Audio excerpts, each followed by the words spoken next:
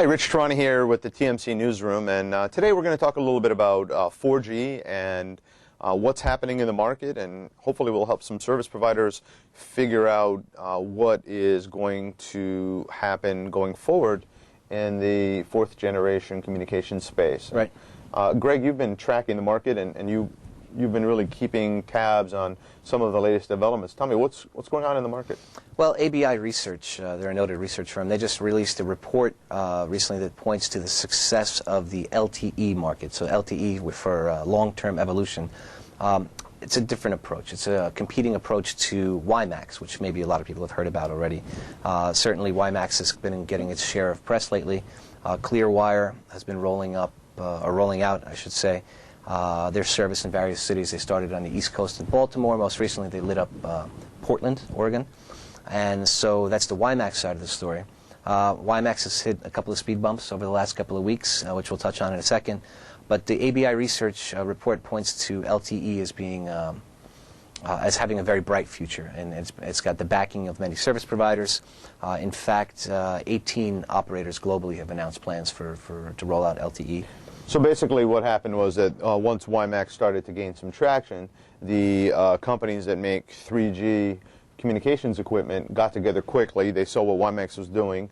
They came up with a standard that was similar in some ways to WiMAX, took some of the best parts of WiMAX, improved it a bit, and where they could, and they rolled out something called LTE, or long-term evolution, in an effort to not lose the mobile broadband war to a competitive technology. That's exactly right. And this particular week went with the ABI report saying that LTE was actually doing well.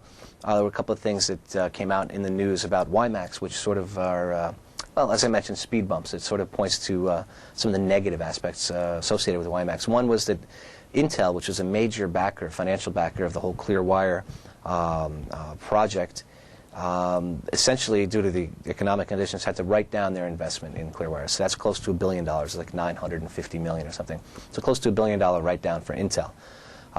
In addition to that, Nokia announced last week that they're ceasing the production of their only WiMAX-capable device. And you've had some, you have some familiarity with this device. I believe you tested it, right? Well, the N800 I have. The N800 is an internet tablet that actually predates the iPhone, but is, in my opinion, is a better product from a hardware perspective than the iPhone. The software is definitely not as good as the iPhone. Maybe that's one of the reasons why it didn't catch on, but so just to give you an idea, it has a better screen, better speakers. Unfortunately, you have to use a stylus instead of your finger, which I guess has some pros and some cons. The problem with it was it doesn't use the 3G network, it doesn't use a cellular network, it only uses Wi-Fi, so that was the downside. So Nokia later came out with an N810 that also has a keyboard, and I believe later on that device supported WiMAX as well. So the current N810 had WiMAX support. Right. And part of the problem, of course, was they weren't selling too many of these. And well, they didn't say, right? They just discontinued. They said it reached the end of its natural life cycle, which, you know, would Apple come out and say that the iPhone has reached the end of its natural life cycle? No, because they sell it, right? Right, exactly right. And the analysts all pointed to the numbers as well, saying that the product was not selling well, which is probably the key reason for them to drop it. I mean, for a company like Nokia, who lives off of the margins of their handsets, which they sell, right? There's so many of these handsets. Even if they sold a decent portion, it probably wouldn't even hold water unless they were selling a vast amount of these handsets. And so they end-of-lifed it, basically. So, I mean, that's not the only device for WiMAX, but it's certainly the only one from a company of Nokia's stature. Right, so that was another part of the sort of the bad news for WiMAX last week. But, you know, as I mentioned, Clearwire did light up Portland, Oregon. Well, so now they started the service there. To that end, I know that Paul Kabutska, who is a TMC blogger, he also mentioned that he mentioned that Clearwire made a statement saying that if they need to, they could transition their network to LTE, and there was no need for them to volunteer that comment. So he surmised that even Clearwire, that's perhaps the biggest champion of WiMAX, is trying to put one foot in each camp just to cover itself by making statements like that. And Paul is one of the top 4G analysts out there. So if he picked that up and he came out with that statement, I have a lot of confidence in his unique perspective on the market. So that's another concern for those people that are looking to deploy WiMAX. Right. Yeah. Paul, his company is Sidecut Reports. So sidecutreports.com. For more information on his reports and some of his analysis, you can go there, or you can go to his blog on our 4G wireless evolution site on subsite on TMC. Can I just interject real quick? Sure. One of the concerns for mobile operators that are looking to roll out some sort of new wireless broadband network 4G, they've got to determine which camp is going to have the largest number of devices and the most device choice, because at the end of the day, consumers now are getting more interested in various devices, and some are going to be very popular, like maybe the Storm or the Android-based Sure. Google G1, the Google phone, the iPhone, etc. So really, having a small number of devices that will work with your particular standard, wireless standard, is not good for service providers. Right.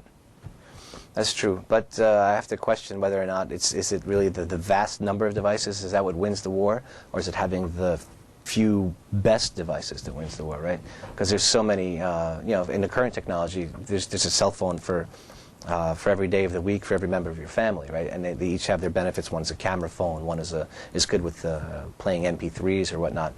But when it comes to the sort of the more serious looking phones, I guess down the road, like the iPhone, it does all those things, for example, in one package. The N800 phone that you mentioned before, right? That did many different things in one single package. What will be the sort of the winning model going forward? Is it going to be the company that offers the most various devices, or is it going to be the one that offers maybe perhaps fewer devices but the best suited? Well, I mean, you figure if Nokia pulls out of the space, you have or it seems like they're going to, that you have an issue with any devices. Well, any sure. new devices, right? I mean, I have no doubt that they're going to be adapters, continue to have adapters for WiMAX that'll plug into your laptop. The concern is the mobile devices, and the mobile devices are becoming laptops. Now, there is an exception to this argument, and that maybe we're almost going down a road which we don't need to go down. You've got Windows 7, which is going to be a faster operating system, a vastly superior operating system, and an operating system that takes less of a footprint than Vista, and it'll run potentially on netbooks. And netbooks we're getting to a point where the netbooks are scaling down, getting cheaper, smaller, faster, and the smartphones are getting better and better. So you're kind of seeing this intersection, and the netbooks could theoretically have, with USB, you would just plug in like a little adapter and Sure. get right onto a WiMAX network. Built right in as well. Or built right in, right, which would be fairly easy to do. So, the jury is still out, but it's worth pointing out that carriers are going to have to really be careful with the decisions they make. We're talking about extremely expensive decisions. Sure. And it's early days still when we're discussing 4G. And it's certainly that brings up the subject that there's ample opportunity for education. And, a little bit of a pitch here, but the 4GWE conference is coming up as well. It's going to be in Miami. 4G wireless evolution? That's correct, yeah. 4G I've heard wireless evolution. I've heard of that one as well. Well, I would hope so. And so we're going to have that's a conference that's going to focus on 4G technologies, right, the next generation of wireless. We'll talk about LTE, we'll talk about WiMAX, not only from a technology perspective, but from a business opportunity perspective. So you're going to get both of those viewpoints at the conference, which is going to take place February 2nd to the 4th. And it's going to be held at the Miami Beach Convention Center in conjunction with, or co-located with, IT Expo, which is another event I'm sure you've heard of. I've heard of that one too. I think it's the Global Communications event. It's the Global Communications event.